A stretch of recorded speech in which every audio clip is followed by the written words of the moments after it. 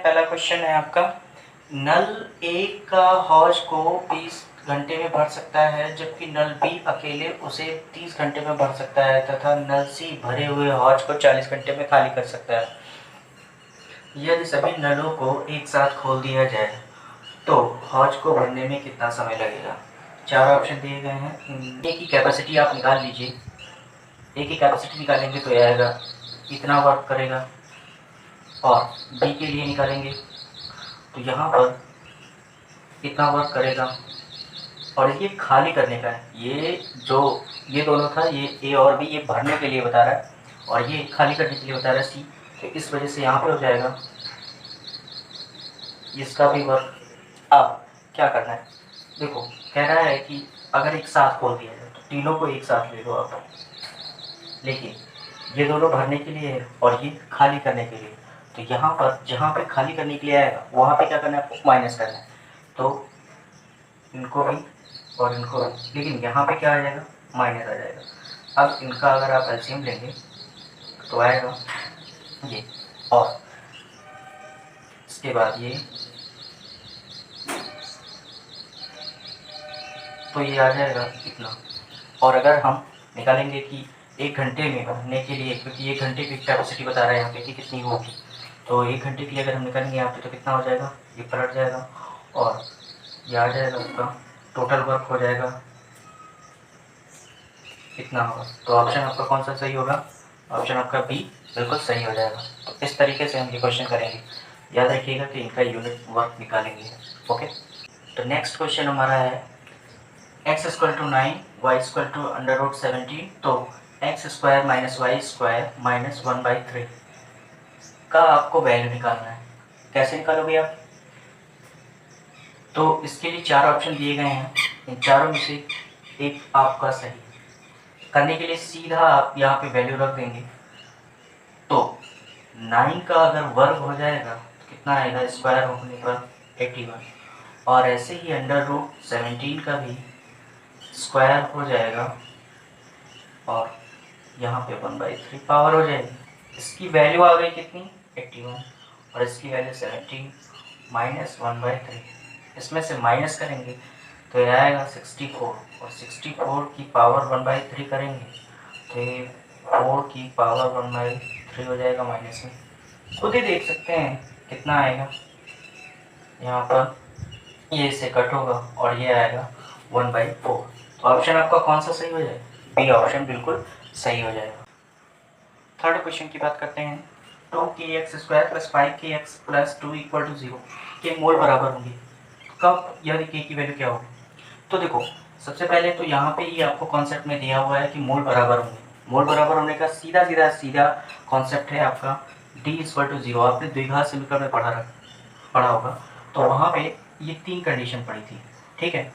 ये 3 कंडीशनों में से एक कंडीशन यहाँ पे अप्लाई हो रही है। ये कंडीशन मोल बराबर होने का है, ये मोल वास्तविक व असमान का है, और ये मोल काल्पनिक होंगे तब का है। तो अब यहाँ पे हम अप्लाई कौन सा करेंगे, ये अप्लाई करेंगे। और डी है क्या, डी विविधकर हिंदी में बोलते हैं, इंग्लिश में डिस्क्रिमिनेंट बोलते हैं। तो डी की वैल्यू को हम d² - 4ac लिखते हैं, ठीक है। और ये bx और a और c की वैल्यू कहाँ से निकालेंगे, यहाँ से निकालेंगे। हमेशा हम द्विघात समीकरण का जनरल इक्वेशंस यही लेते हैं, ठीक है। और यही इक्वेशन से हम क्या करते हैं, a की वैल्यू और b की वैल्यू निकालते हैं। तो a की वैल्यू 2k है और b की वैल्यू यहाँ पे 5k है और c की वैल्यू यहाँ पे 2 है, ठीक है। तो अब हम यहाँ पे रखेंगे इसी पे।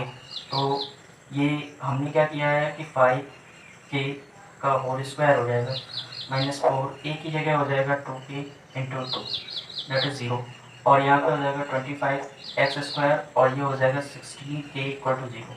अगर हम इन दोनों को इक्वल करेंगे तो ये कुछ इस तरीके से हो जाएगा और ये k कैंसिल हो जाएगा, तो k की वैल्यू आ जाएगी 16/25।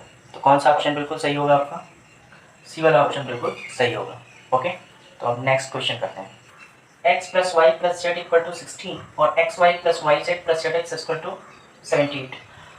x³ + y³ + z³ - 3xyz = आपको निकालना है। तो 4 ऑप्शन दिए गए, इनमें से कोई एक ऑप्शन सही है। तो चलेंगे लगाएंगे क्वेश्चन। देखिए सबसे पहले तो ये जो हमको निकालना है, ये एक आइडेंटिटी, इसकी आइडेंटिटी आपको याद करनी पड़ेगी। आइडेंटिटी यही होती है, देखिए इसका क्या हो जाएगा, X plus Y plus Z, एक ब्रैकेट में, और X square plus Y square plus Z square minus X Y minus Y Z minus Z X. तो ये होता है आपका आइडेंटिटी। और बेसिक फार्मूला ये सेम उसी तरह है जैसे आप ए प्लस बी का होल स्क्वायर पढ़ते हैं, ए माइनस बी का, वैसे ही है, बस यहाँ पे कुछ फॉर्मूले चेंज हो जाते हैं। तो उसी तरीके से जैसे ये करके ये आया है सेम, वैसे ही ये भी करके ये आएगा। ओके, तो अब देखो क्या होता है, हमें इसकी वैल्यू पता है, बिल्कुल पता है, इसमें इसकी वैल्यू नहीं पता है और इसकी पता है, राइट। ये देखिए 78। ओके, तो इसकी वैल्यू निकालने के लिए हम क्या करते हैं, इसी का स्क्वायर करके एक फॉर्मूला अप्लाई करते हैं। और वो फॉर्मूला कुछ इस तरीके का कि ऐसा फॉर्मूला अप्लाई करते हैं कि ये भी और ये भी दोनों इंक्लूड हो जाए, यूज हो जाए उसका। तो ये कुछ फॉर्मूले हैं, ये वाला फॉर्मूला आप लोगों ने पढ़ा होगा और इसको यूज़ कर लेते हैं। तो ये इधर आएगा और पहले इसकी तो वैल्यू हम रख देंगे। ये हो गया आपका, इसकी वैल्यू 100 आएगी। ओके, तो इसकी वैल्यू कितनी आएगी, 100। अब इसको हम क्या करेंगे, यहाँ पे पुट कर देंगे। तो इसी पर ये चीज़ क्या है हमारा, x plus Y plus Z है, इसकी वैल्यू 16 है और यहाँ पर हो जाएगा 100 और यहाँ कितना आएगा, यहाँ आएगा 78। आप इसको बहुत जल्दी लगा सकते हैं अगर आपकी कैलकुलेशन फास्ट है तो, ठीक है। और ये हो जाएगा 22 और इससे मल्टीप्लाई होगा तो ये कितना आ जाएगा, इतना आएगा। तो ऑप्शन आपका कौन सा सही हो जाएगा, ये ऑप्शन बिल्कुल सही हो जाएगा। दूध और पानी के 30 लीटर मिश्रण में दूध व पानी का अनुपात 7:3 है। इस मिश्रण में कितना पानी और मिलाया जाए कि अनुपात 3:7 हो जाए, ठीक है। तो ये क्वेश्चन मिश्रण का है और हम इसको मिश्रण विधि से लगाते हैं। ओके, तो पहले तो दूध और पानी का हम क्लियर मात्रा निकाल लेते हैं। तो ये है हमारा दूध और ये हो गया मेरा पानी, दोनों को एक तरफ लिख लिया। अब क्या करना है, अब इनका अनुपात 7 दिया गया है और इनका अनुपात 3 दिया गया, ठीक है। मात्रा निकाल ली कि दूध की मात्रा कितनी है और है टोटल मिश्रण कितना, 30 लीटर। तो अगर इन दोनों का, अगर हमें दूध की मात्रा निकालें तो दूध का अनुपात निकालना होगा। तो ये हो जाएगा 7/10, इसका जोड़ा लेते हैं और इसके बाद यहाँ पे क्या जाता है, इतने मिश्रण से कट करेंगे तो यहाँ पे आएगा 21, यानी इसका जो आएगा दूध की मात्रा वो कितनी हो जाएगी, 21 लीटर। और पानी का अगर हम निकालेंगे तो इसी तरीके से पानी का भी निकाल सकते हैं और पानी का निकालेंगे तो कितना आएगा, 9, ठीक है। तो ये दूध 21 लीटर है, पानी इतना है। लेकिन अभी तो मेरा क्वेश्चन आगे भी है ना कि किस अनुपात में मिलाया जाए पानी को कि अनुपात कितना हो जाए, 3:7। तो बस इधर आ जाइए और यहाँ पे पानी को मिलाने की बात बोल रहा है तो पानी मान लीजिए x लीटर मिलाया जाता है, ये आप मान लीजिए। फिर देखिए क्या होता है, अब ये दूध वाला रेशियो ऊपर रहेगा और ये पानी वाला नीचे। तो यहाँ पे दूध का 21 लीटर है और इसमें कितना मिलाया जा रहा है, x लीटर वाटर। तो यहाँ पे कितना हो गया, अगर हम इसको कट करेंगे तो 3 बन जाए 3 और 3 7 है और 7 7 या 14 है। तो ये हो गया आपका कुछ इस तरीके से। तो x की वैल्यू कितनी आएगी, 40। तो इसका मतलब क्या हो गया, पानी कितनी मात्रा में मिलाया जा रहा होगा, यानी डी ऑप्शन बिल्कुल। क्यों दिया हुआ है आपको 5:8 और क्यों रेशियो आर दिया हुआ है 12:7, आर रेशियो एस दिया हुआ है 14:15। तो पी रेशियो एस का वैल्यू क्या होगा। ओके, तो 4 ऑप्शन दिए हैं और अब आपको लगाना कैसे, ये देखिए। अगर हमें जिसकी भी वैल्यू निकालनी है, जैसे पी अपॉन एस की वैल्यू निकालनी है, ओके, ठीक है। अनुपात का ये एकदम सरल मेथड बता रहा हूँ। अब पी बाई एस आपको निकालना है तो जितने भी हैं अनुपात, पी अपॉन क्यू हो गया, ठीक है, फिर क्यू बाई आर हो गया, ओके, फिर आर बाई एस हो गया। अब जरा देखो क्या होता है, इसमें सबको मल्टीप्लाई कर लिया, देखो किया क्यों, ये क्यों कैंसिल, ये आर ये कैंसिल, तो पी बाई एस आ जाएगा कि नहीं आएगा, बिल्कुल आ जाएगा। तो इसी तरीके से मैं यहाँ पे सॉल्व करूँगा। तो पी बाई क्यू की वैल्यू है कितनी, 5/8, ठीक है, और क्यू बाई आर की वैल्यू 12/7 और ऐसे ही यहाँ पे 14/15 है, ओके। अब इसको काट कर सकते हैं ऐसे और यहाँ पे ये पूरा कैंसिल हो गया। तो एग्जैक्टली यहाँ पे आएगा 1/1, दैट इज पी और रेशियो एस का वैल्यू क्या आएगा, 1:1। तो ऑप्शन कौन सा आपका सही हो जाएगा, ये ऑप्शन बिल्कुल सही हो जाएगा। इस तरीके से क्वेश्चन करेंगे, ओके।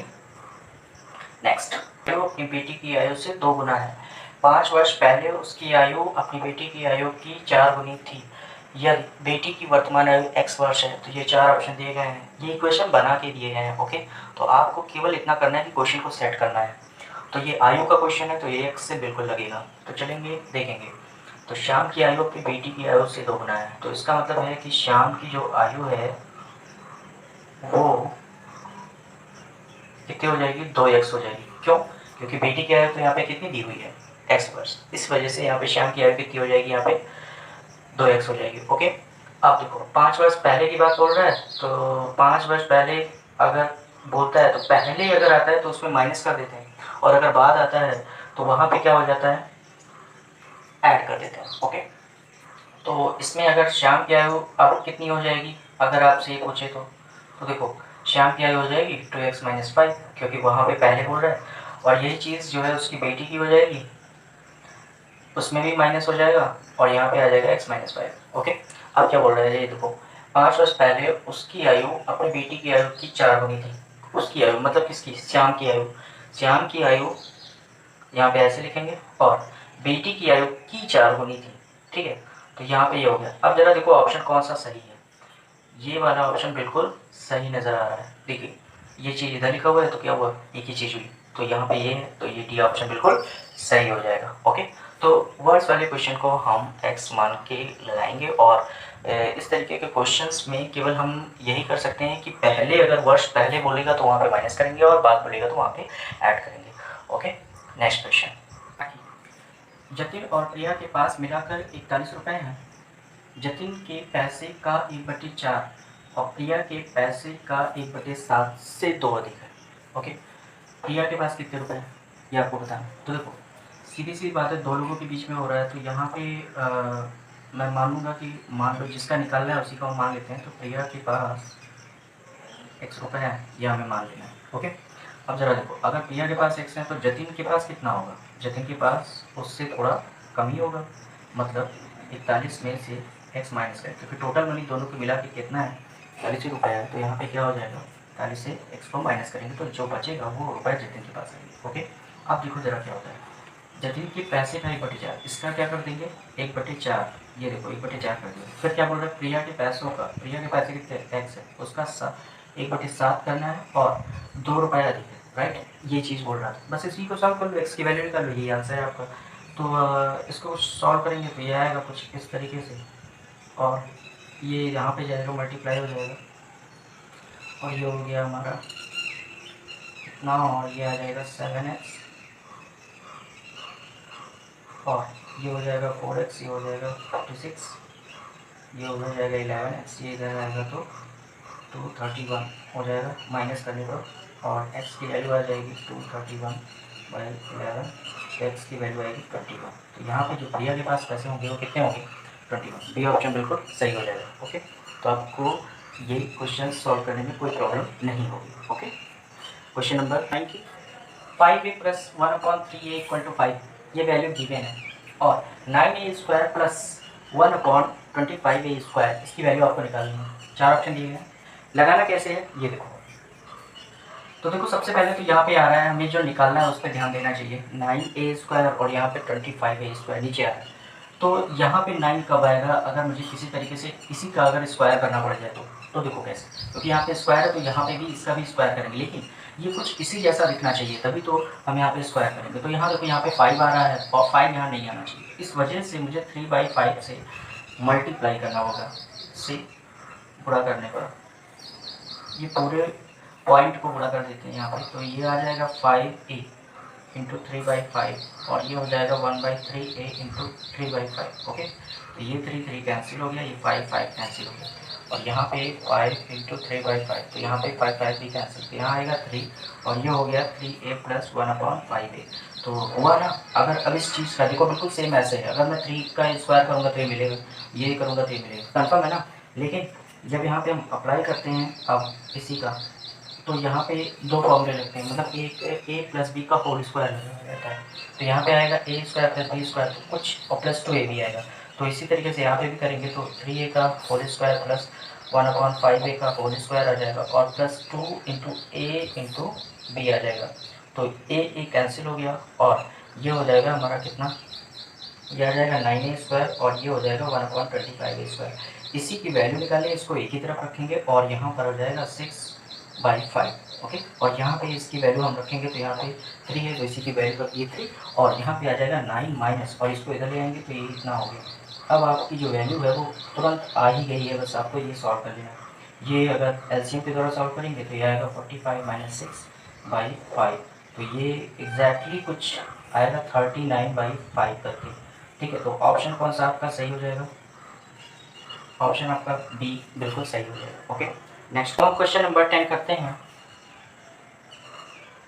तो a/3 और b/4 और c/7 ये आपको दिया होगा। तो a + b + c/c का मान ज्ञात करना है। तो देखो, जिसका मान ज्ञात करना है बस उसी के इक्वल हमें रख देना है। तो a b c की वैल्यू हमें निकालनी होगी। तो निकालने के लिए ये तीनों आपस में बराबर है तो इसलिए हम इसको एक कांस्टेंट मान लेंगे। तो यहीं पे मान लेते हैं ये बराबर के मान लिया, तो ये इन सब के लिए वैल्यू हो जाएगी। तो अगर हमें a की वैल्यू निकालनी तो आएगी 3 के, और b की वैल्यू हमें निकालनी है तो आएगा b की वैल्यू 4 के, और इसी तरीके से c की भी वैल्यू आ जाएगी हमारी कितनी, 7 के। अब क्या करना है, अब आपको इसी को उठा के यहाँ पे रख देना है। तो ये पहले 3 के + 4 के + 7 के, ठीक है, और बटे हो गया हमारा c यानी 7 के। इनको सबको ऐड करेंगे 14 के आएगा, यहाँ पर भी 7 के आएगा, के कैंसिल हो गया, ये इससे कट करेंगे तो कितना आंसर आ रहा है, ये आएगा आपका 2।